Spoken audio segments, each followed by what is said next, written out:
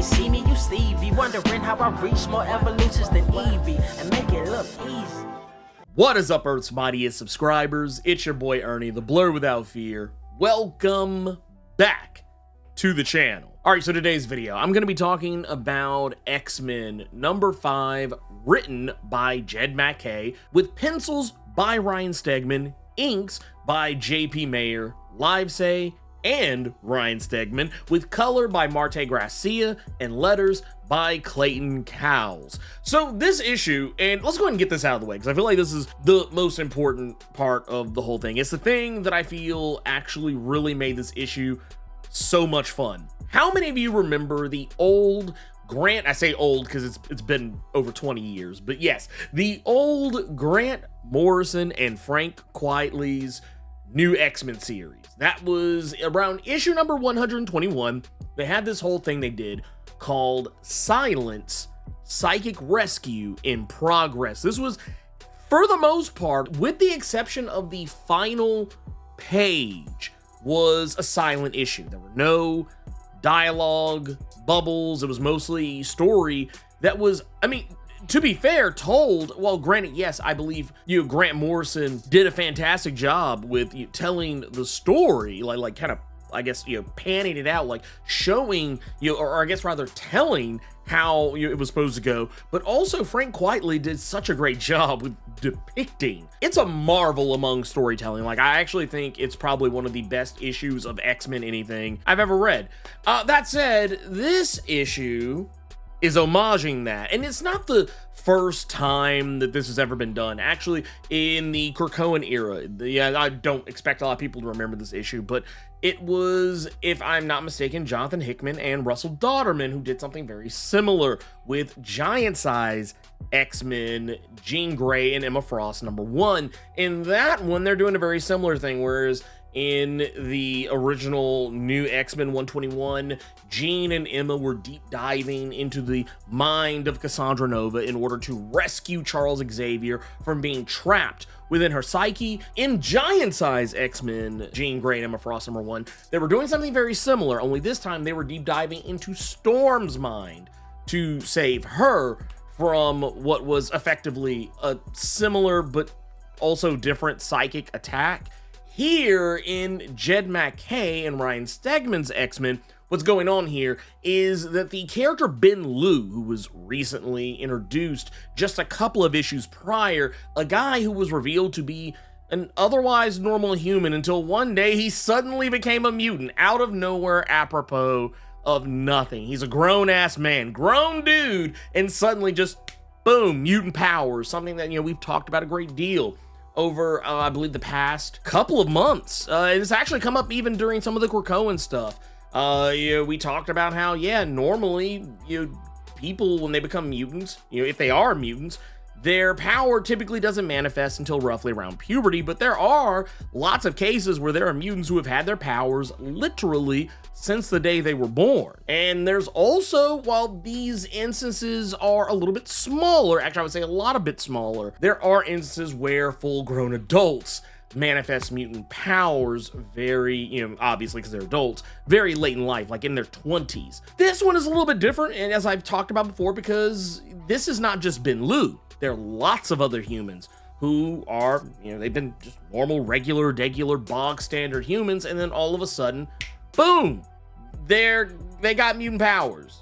And no one knows why. I mean, we know why, but the X-Men don't know why. We know that this is all due to the new villain group called 3K, which the more and more I keep seeing that name, I'm just like, man, I might have, maybe we should have gone with 4K. Or 5K, 8K, I don't know, because 3K, all I keep thinking about the Klan. I keep thinking about sheets, little bed sheets, with holes, maybe cut in them, maybe not well, I don't know. Point of the matter is that Psylocke and Quentin Quire, aka Kid Omega, they are going into Ben Liu's mind, and they're basically doing the exact same thing that Emma and Jean have done on two previous, to my knowledge, only two previous occasions. It's probably been homaged more times than I'm talking about, but I'm just for the sake of this video and not just sitting here all day railing off all the homages. We're here to talk about the issue. But the point of this one is, and where I think Jed MacKay actually does what I think is, well, I feel like the Giant Size X-Men Jean Grey, Emma Frost comic did a really good job of homaging what Grant Morrison and Frank Quitely did. I, at the same time, think that this might be a somewhat better version of that, because while a lot of the same story beats are hit across all 3 different issues, in this one, Jed MacKay is not going out of his way to try and make this a silent issue. There's actually talking in this issue. It's only really an homage in so much as what they're doing, what they're supposed to not be doing, and how the issue ultimately ends. Whereas in all 3 cases, the issue ends with one person comes out and basically gives a rundown of everything that they have learned inside the other person's mind and telling you, what's very likely going to be the next step. In the case of New X-Men number 121, Jean Grey walks out and says, Professor X tried to kill his twin sister while they were both still in the womb. We ought to talk. In the Giant Size issue, Jean Grey comes out and says, the Children of the Vault gave Storm a machine virus that's going to kill her in the next 30 days. We ought to talk. And for the most part, those are the only dialogue in each of those issues. With the exception of Giant Size, there's a little bit of dialogue prior to Jean and Emma going into Storm's mind, whereas in the New X-Men number 121, there is no dialogue up to that point, except for like there's a point where you see silence, but like it's not really said specifically, like in a speech bubble or anything like that. In this issue, while Psylocke and Kid Omega are going through Ben Liu's mind in an attempt to figure out who did this to him, who gave him mutant powers, they discover that yes, it was in fact 3K. And while they're inside of Ben Liu's mind, it's there where they actually encounter one of its members. One of which we actually did not know who they were prior. For those who have not been keeping up, 3K was introduced in Jed MacKay's and Ryan Stegman's X-Men number 1 in a bonus page. We didn't actually see them in the issue proper, and while technically we have seen one of the members running around in the NYX series, that being the not so new character of the Krakoan, even though he's, a lot of people went into it probably thinking he's a new character, he's actually a former New X-Men member, Hellion, though now he just goes by the Krakoan. And he is the chairman of 3K, and while we don't know who the other members are, we now know who one of them is, and it's Cassandra Nova. And it makes all this make even more sense, especially when you consider the fact that Cassandra Nova was the subject of the very thing that is being homaged.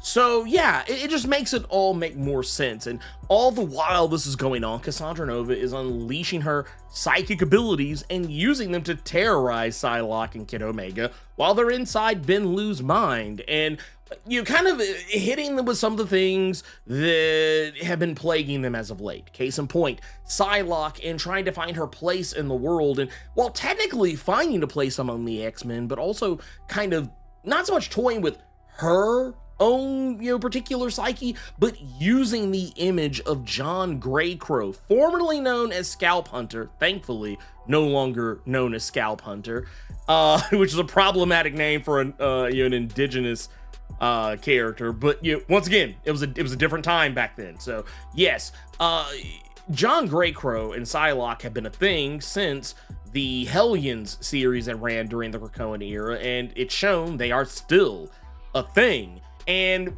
basically Cassandra Nova is just preying on Psylocke's, I would say, love. I would use the word love. They clearly love each other. They just have a weird way of showing it to each other, and their relationship looks largely undefined. It just seems like, yes, they're two people who really care about each other, who are not being very open about their relationship, and they're clearly having a lot of horizontal polka going on, if you get my drift.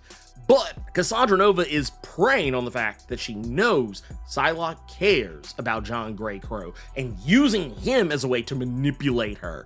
And then we also have Kid Omega, who was recently a part of the Wolverine story arc Sabretooth War, which was the last major Wolverine story arc before the Krakoan era ended. And in that, he was killed by Sabretooth. So Yeah, it's an interesting thing that they're doing here, using Sabretooth as a way to try and put fear in the eyes of Kid Omega, because and it makes sense too, just because, you know, for one, Cassandra Nova, she's a powerful telepath. It's not a huge stretch for her to be able to suss all these things out, and these are all things that both Psylocke and Kid Omega talk about before they go in, and is also kind of a case study in why you should keep your mouth shut when doing a psychic rescue, because unlike the previous times where Jean Grey and Emma did this, well, yes, they ran into snags and trouble when entering the minds of Cassandra Nova and Storm respectively, they also did not run into even so much as half the trouble as Psylocke and Kid Omega did, because they were running their mouths and basically giving Cassandra Nova all of the intel in the world to work with. She didn't even have to use her telepathic powers, I imagine, to really get any information to use against them in such a psychic attack. But the point here is, as far as the whole 3K thing goes, we don't know any more than what we already knew. We knew 3K was involved here. We knew this was the case. They staged it in such a way to make it look like an alien abduction, or rather maybe it's more that Ben Liu being given those powers has kind of warped his mind to think that, and maybe also a little bit of Cassandra Nova doing some psychic conditioning in there as well also is very likely the reason why all of this has happened. But at the end of the day, this issue ends about roughly the same way that the previous two issues I've talked about ended. The new X-Men 121 and the giant size Jean Grey Emma Frost #1 issue. But it also ends with its own kind of twist because of the things I just talked about. The fact that Quinn Quire and Psylocke, they broke the rules. They should not have spoken, and they got their shit pushed in as a result. And because of that, the final dialogue is a little bit different. The dialogue runs as such: Quinn Quire saying Ben Liu is awake, and then Psylocke saying they're called 3K, they're making new mutants, they figured out how to force activate X genes and abducted flat scans,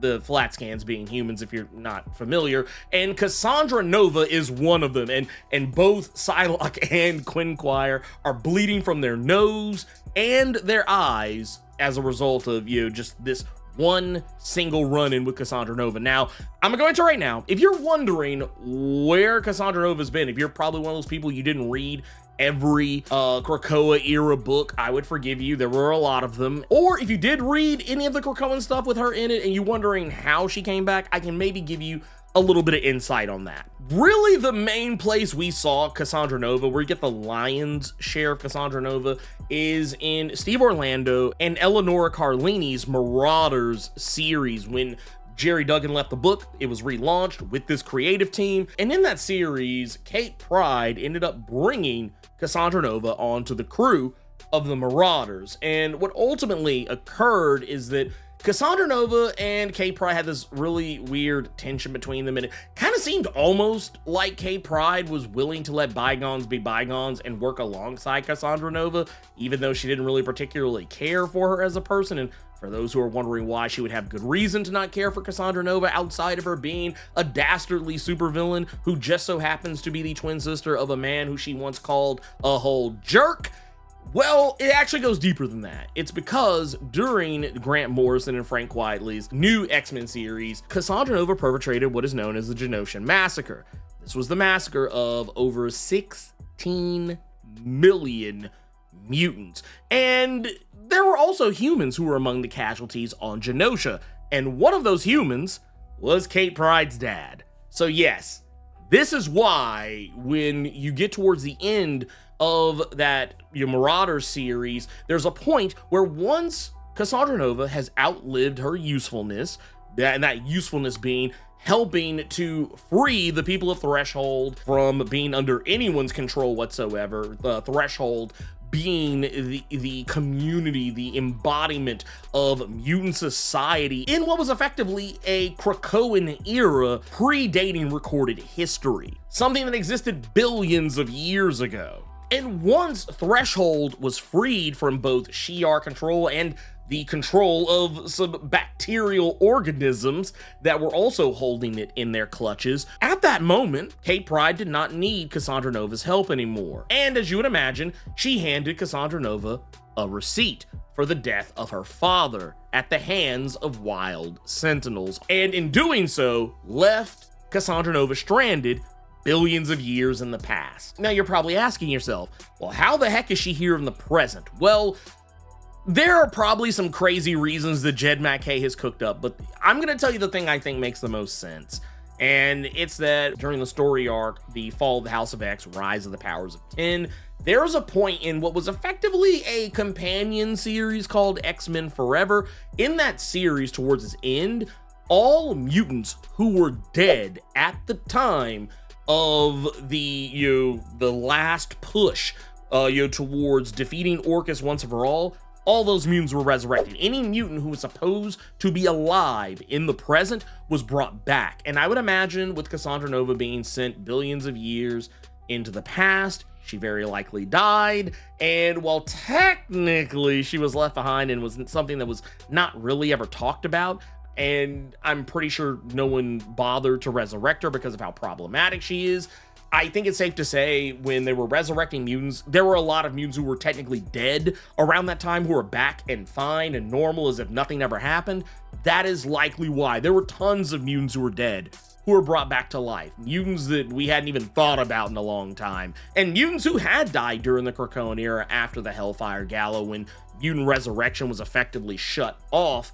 Or cut off, rather, not so much shut off. But yeah, there's a lot of mutants who came back as a result. It's why Havoc looks normal. He doesn't look like a Frankenstein. It's why Angel is back and isn't at the bottom of the sea, because both of those characters killed off during the Dead X-Men series. Havoc just happened to be brought back as a zombie, pretty much, but he is now back as a normal person. It's why a lot of characters that you're probably going to see over the course of the From the Ashes era, it's why they're back, even though technically they should be dead by all accounts. Anyway, what we get next, we've got a lot of focus on a lot of the other characters. If the cover is anything to go by, it looks like we're gonna get a little bit more focus on both Magic and Temper, so we'll just have to kind of see where that goes from there. Based on the solicit for it, it looks like they're going to be diving deeper into some of the shenanigans going on around Merle, Alaska, where the X-Men are now based out of, which will make things even more interesting because I think there's a story to tell there. The X-Men living in a base, a base that was formerly an Orcus Sentinel factory, Stark Tech Sentinel factory, mind you, and also having a giant Sentinel, a decommissioned Sentinel hovering over them. That is, yeah, there's a story to tell there, and I can't wait to see what that story is.